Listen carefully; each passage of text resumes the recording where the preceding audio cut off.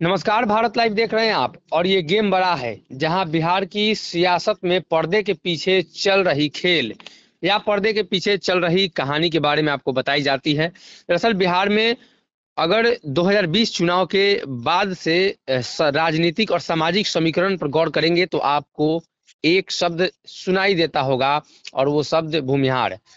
जो जाति बिहार में राजनीतिक रूप से सक्रिय रहा है, बात की जाए तो भारतीय जनता पार्टी के साथ रहा है, कालांतर में कांग्रेस के साथ रहा है। लेकिन अब इसकी चर्चा ज्यादा हो रही है, इसलिए कि भाजपा ने इस समाज को पीछे किया, लगातार इस समाज के नेताओं का आरोप है। ऐसे में अब कांग्रेस भी अपना प्रदेश अध्यक्ष भूमिहार बना चुकी है। ललन सिंह जदयू के राष्ट्रीय अध्यक्ष, वो भी भूमिहार समाज से हैं।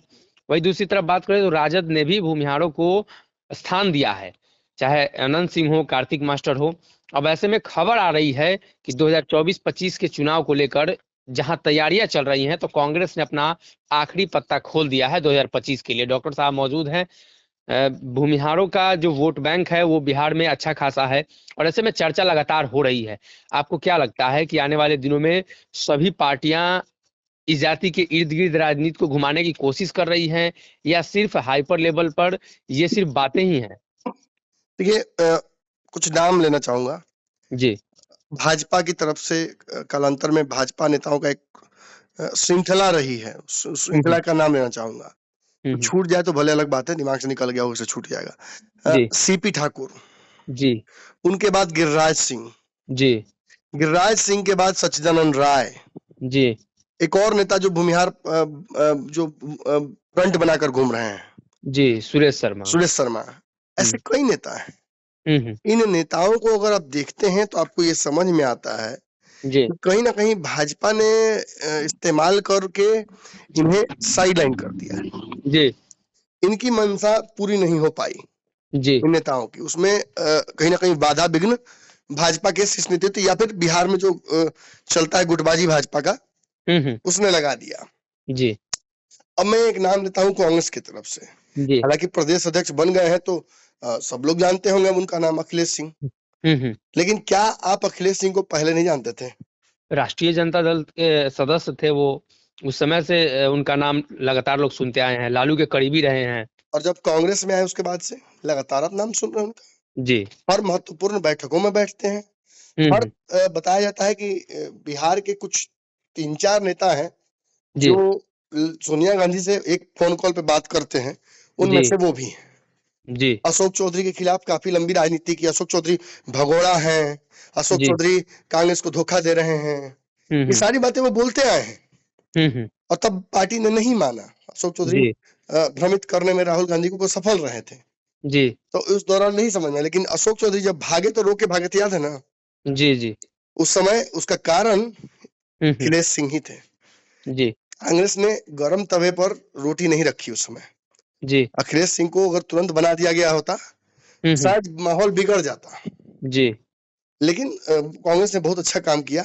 जब फ्लेम ऑटोमेटिकली लो पे चला गया, जी। जो मदन मोहन झा को लाकर जो फ्लेम लो किया गया, उसके बाद धीरे से इस रोटी को रखा है कि जले नहीं, पके धीरे धीरे। अब कांग्रेस की मंशा क्या हो सकती है?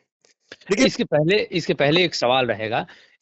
मीरा कुमार सहित कई अन्य जो दलित नेता हैं उनको आगे करने की बात खुद कांग्रेस अशोक ने कर चौधरी रही रहे हैं दलित नेता।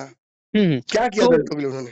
मदन मोहन झा के बाद दलितों को अध्यक्ष बनाने की बात चल रही थी, लेकिन अचानक से सवर्ण कोटे आ गया। मदन मोहन झा पहले से ही थे। नहीं, देखिए, ये बात मैंने को बहुत आसान भाषा में समझाने की कोशिश की थी कि कहीं ना कहीं जो अध्यक्ष बनाने की बात थी वो तभी थी। अशोक चौधरी के बाद एक नेचुरल कंटेंडर में नाम था इनका, लेकिन वही गर्म तवे वाली बात थी।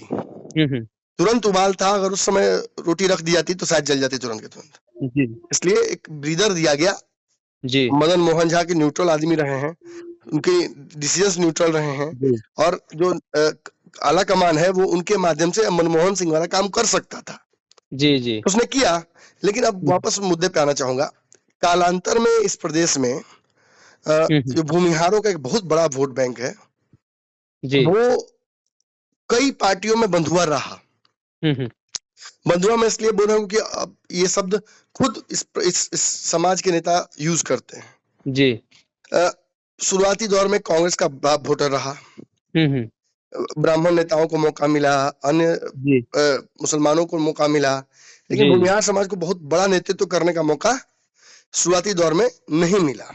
जी माफ कीजिएगा, बाद के दौर में नहीं मिला। हम्म तो इस वजह से कांग्रेस से मोह भंग हुआ। हम्म फिर उसके बाद आपको याद पड़ेगा कि एक ब्रीफ फेज था जब जातीय संघर्ष शुरू हुआ था, जी जिस दौरान कई सेनाएं बनी थी बिहार में।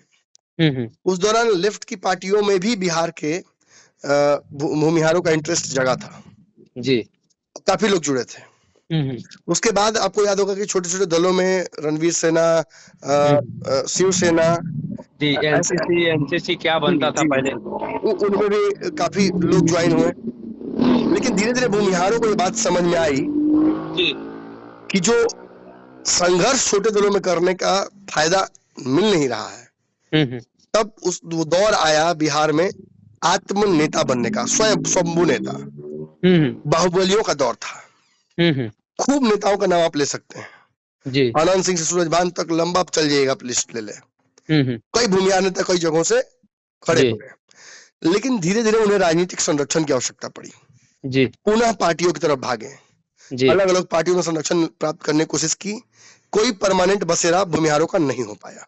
जी अंततः इन सारे दलों ने नरेंद्र मोदी के उदय के साथ साथ हिंदुत्व का चोला पहना और धीरे से भाजपा की तरफ भागना शुरू किया। जी अब भाजपा के साथ गए तो भाजपा ने 14 में सरकार बनाने के बाद यह समझ लिया कि हिंदुत्व के नाम पर मैं पूरे समाज को, जो हिंदू समाज है जातियों बटा हुआ है, उसको एकजुट भी कर सकता हूँ, इसके वोट का इस्तेमाल भी कर सकता हूँ, और अगर देने की बारी आती है कुछ तो रिवार्ड को डिस्ट्रीब्यूट कर सकता हूँ अपने हिसाब से। लेकिन जैसा डेमोग्राफिक और जैसी खपत है, देखिए ये चावल नहीं है राजनीति कि हर घर में बराबर बटेगा। जी राजनीति खपत के हिसाब से बटना चाहिए। किसी समाज में राजनीति की खपत 90% तक है और किसी समाज में रिप्रेजेंटेशन 1% 2% भी नहीं है जी। तो उस आधार पर ही ना राजनीति में बांटिएगा। देखिए मेरी बातें पता नहीं इस लोगों को समझ में आएंगी कि नहीं आएंगी, लेकिन समझाने की मैं पूरी कोशिश कर रहा हूँ। भूमिहार समाज पॉलिटिकली बहुत एक्टिव है जी। इसमें बहुत सारे नेताओं की आवश्यकता है और बहुत ज्यादा स्पेस भी है।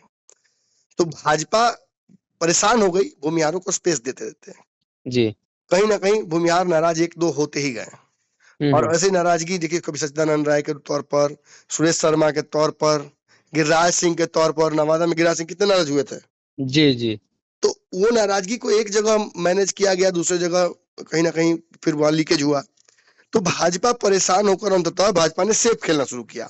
और चूंकि अब भाजपा केवल भूमिहारों के भरोसे नहीं चल सकती है जी, भाजपा को बिहार में जो हिंदू वोट है उसको कई जातियों में बांट कर छोटे छोटे दलों ने अपने पाले में करने की कोशिश कर दी है और सफल भी हुए हैं। मुकेश सहनी हो, मांझी हो, कुशवाहा हो या चिराग पासवान हो, ये सारे ऐसे दल हैं जो अलग अलग जातीय समीकरणों में हिंदू वोट को बांट रहे हैं।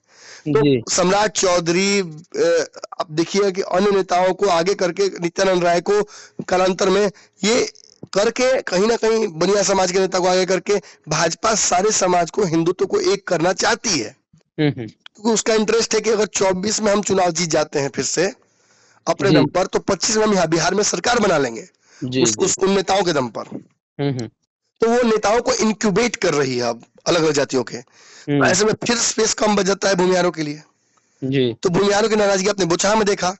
लेकिन जब आप बोचहा से कुढ़नी में आए तो सारे साइंस आपका फेल कर गया क्योंकि भूमिहार नाराज जरूर हैं लेकिन अपने बच्चे से नाराजगी 2 थप्पड़ की होती है जी। गला काटने की नहीं होती है। बिहार के भूमिहार के मन में वाकई बसा हुआ है कि उसका एकमात्र बड़ा ठिकाना भाजपा ही है जी।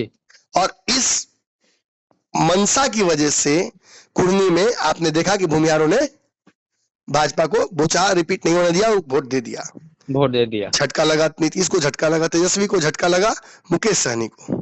लेकिन भाजपा समझ गई जी। भाजपा ये बात जानती है कि ये लौटकर हमारे पास ही आएंगे। ऐसी स्थिति में कहीं ना कहीं कांग्रेस को एक स्पेस दिखता है कि जब बार बार नाराजगी हो रही है और कोई दल इन वोट बैंक को संभाल नहीं पा रहा है तो क्यों ना पुरनका घर में वापसी कर लिया जाए जी। मौके पर चौका मारते हुए एकदम राइट फ्लेम पर रोटी रखी है कांग्रेस ने। भूमिहार भाइयों को ये रोटी बहुत पसंद आएगी। कालांतर में भाजपा ने पूरी व्यवस्था कर दी है, ना तो ललन सिंह की वजह से जदयू में भूमिहार जाएंगे, वो ट्रांसपोर्ट ठेका टेंडर के लिए जा सकते हैं जी, ना गिरिराज सिंह में वो ताकत है कि पूरे भूमिहारों को बिहार में एकजुट कर दे। हालांकि जी, आप ये जान लीजिए कि भूमिहार अध्यक्ष बनने जा रहा है भाजपा का भी, जी, जल्दी व्यवस्था कर रहे हैं लोग।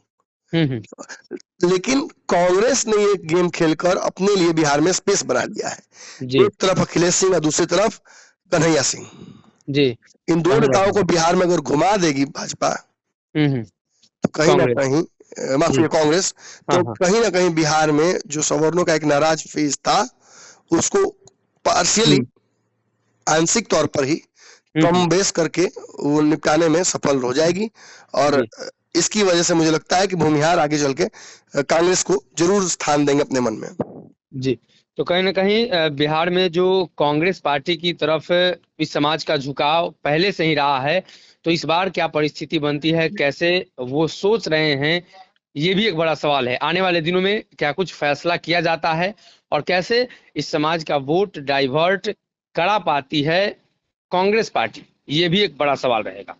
अगर ये वीडियो पसंद आई और वह बिहार के राजनीति और बिहारियत से सरोकार रखेनी तो सब्सक्राइब बटन दबा के चैनल के सब्सक्राइब कर ली। ओजे एगो घंटी बा, ओकरा बटन दबा देला से कुल सटीक और मारक खबर रुआ मुफ्त में मिल जाई। अगर रुआ पत्रकारिता के हमनी के नया प्रयोग में सहयोग कर चाहतानी तो ज्वाइन बटन दबा दी। पेटीएम नंबर नोट कर ली 9386816700। धन्यवाद।